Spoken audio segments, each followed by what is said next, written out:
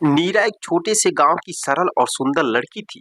उसका विवाह अर्जुन के साथ हुआ था, जो एक शांत और गंभीर स्वभाव का व्यक्ति था। शादी के शुरुआती दिनों में नीरा ने बड़े बड़े सपने देखे थे। प्रेम, हंसी और जीवन में एक साथी के साथ हर दुख सुख बांटने की कल्पना। लेकिन समय के साथ उसे यह एहसास हुआ कि अर्जुन की प्राथमिकताएं अलग थी। वो अपने काम में इतना व्यस्त रहता था कि उनके बीच संवाद का समय ही नहीं बचता था। अर्जुन एक व्यापारी था और अक्सर घर से बाहर रहता था। जब वो घर आता भी था तो उसकी बातचीत केवल परिवार की जिम्मेदारियों तक ही सीमित रहती।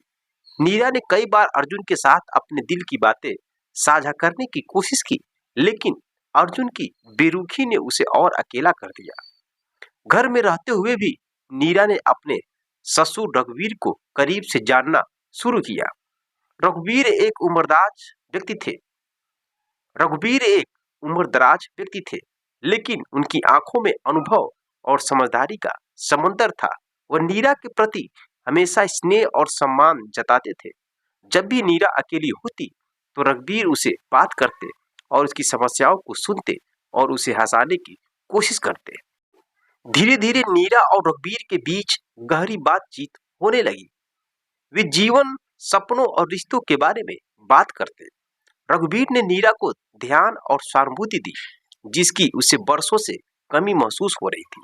नीरा को यह महसूस हुआ कि रघुवीर उसके दुखों को समझते हैं और उसकी भावनाओं का आदर करते हैं। एक दिन नीरा ने रघुवीर से कहा, बाबूजी, क्या जीवन में सच्ची खुशी पाना इतना मुश्किल है? मैं अपने सपनों और इच्छाओं को कहाँ तलाशूं? रघुवीर ने गहराई रघुवीर ने गहरी सांस लेते हुए कहा, बेटा, जीवन में खुशी दूसरों पर निर्भर नहीं होनी चाहिए, लेकिन अगर कोई तुम्हारे दर्द को समझे और तुम्हें सुन सके तो वह एक अनमोल रिश्ता बन जाता है। नीरा के दिमाग में यह बात गहराई तक घर कर गया। उसने महसूस किया कि उसकी भावनाओं और इच्छाओं को समझने वाला कोई था। समय के साथ नीरा और रघुवीर के बीच यह दोस्ती एक गहरे रिश्ते में बदलने लगी। दोनों को यह एहसास होने लगा कि वह एक दूसरे के बिना अधूरे हैं। रघुवीर ने नीरा को उस तरह से अपनाया जैसे अर्जुन कभी नहीं कर पाया था। एक दिन जब घर में कोई नहीं था तो रघुवीर ने नीरा से कहा, मैं जानता हूं कि हमारे बीच यह जो रिश्ता बन गया है, समाज इसे कभी स्वीकार नहीं करेगा, लेकिन मैं भी यह जानता हूं कि तुमने मेरे जीवन में जो खुशी और सुकून लाया है वह मेरी उम्र भर की कमाई है। नीरा ने रघुवीर की ओर देखा और कहा, बाबूजी, मैं जानती हूँ यह रिश्ता गलत है, लेकिन इसमें जो सच्चाई और जो अपनापन है वह मुझे कहीं और नहीं मिला। इस रिश्ते ने नीरा और रघुवीर दोनों को भीतर से तोड़ दिया। वे जानते थे कि उनका संबंध सामाजिक और नैतिक दृष्टिकोण से स्वीकार नहीं है, लेकिन वे अपनी भावनाओं को अनदेखा नहीं कर पा रहे थे। एक दिन नीरा ने साहस जुटाकर अर्जुन से बातें की। उसने अपनी भावनाओं को खुलकर व्यक्त किया। अर्जुन ने पहली बार उसकी बातें ध्यान से सुनी। उसे अपनी गलती का एहसास हुआ और उसने वादा किया कि वो अपने रिश्तों को ठीक करने की कोशिश करेगा। रघुवीर ने नीरा से कहा, बेटा, तुम्हारी शादी का रिश्ता सबसे पवित्र है और तुम्हें उसे बचाने की हर मुमकिन कोशिश करनी चाहिए। मैं तुम्हारे जीवन में केवल एक साथी की कमी पूरा कर रहा हूँ, लेकिन तुम्हारा असली साथी अर्जुन है। नीरा ने रघुवीर की बातें मानी और अपनी शादीशुदा जीवन को फिर से संवारने की कोशिश की। उसने अर्जुन के साथ खुलकर संवाद करना शुरू किया और अर्जुन ने भी उसे समय देना शुरू किया। हालांकि नीरा और रघुवीर के बीच का रिश्ता हमेशा उनकी यादों में रहा, उन्होंने इसे अपनी जिम्मेदारियों और समाज की भलाई के लिए पीछे छोड़ दिया। मेरे दोस्तों, आजकल ससुर और बहू के रिश्ते बहुत तेजी से खराब हो रहे हैं।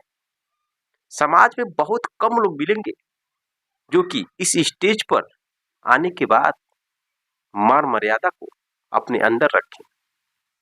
जिस तरह से इस कहानी में ससुर और बहू मान मर्यादा को अंदर रखकर त्याग कर समाज को देखते हुए इस कदम तक आने के बाद भी ऐसा कोई गलती दोनों ने नहीं किया जिससे समाज में बुरा असर पड़ सके,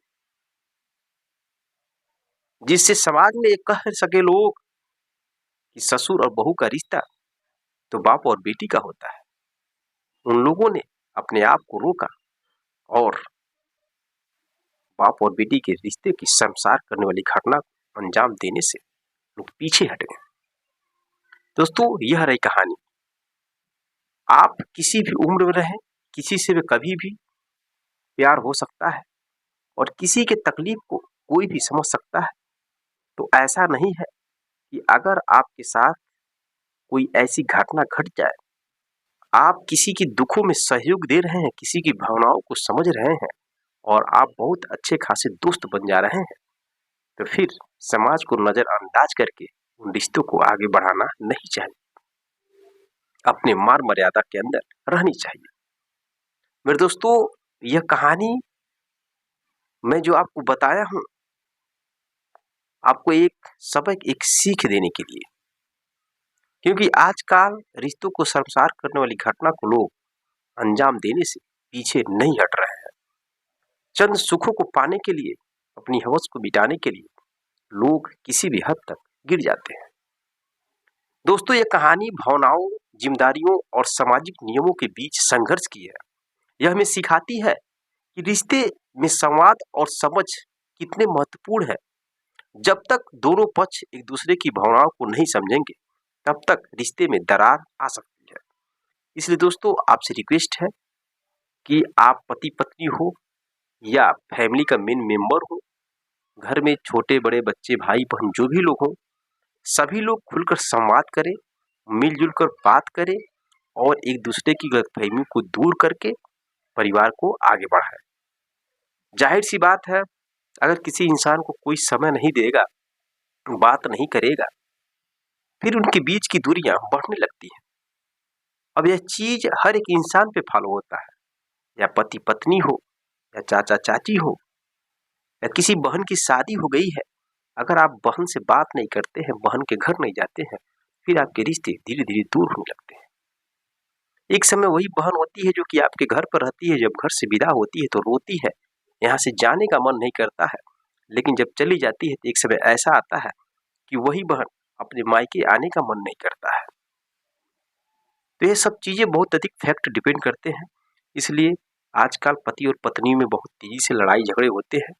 एक फैशन की तरह शादियां होती है और छोटी मोटी बातों में लोग झगड़ा करके एक दूसरे को तलाक दे देते हैं। तो कहीं ना कहीं कभी पत्नी की गलती तो कभी पति की गलती। इस वजह से आप लोग एक दूसरे की भावनाओं को समझें और अच्छे से कंप्रोमाइज करके, बातचीत करके समय दीजिए, प्यार मोहब्बत करिए और जीवन को आगे बढ़ाइए। बाकी आप लोगों की राय क्या है इस कहानी पर कमेंट बॉक्स में कमेंट करिएगा। मिलते हैं नेक्स्ट वीडियो में नेक्स्ट कहानी के साथ। तब तक के लिए जय हिंद, जय भारत।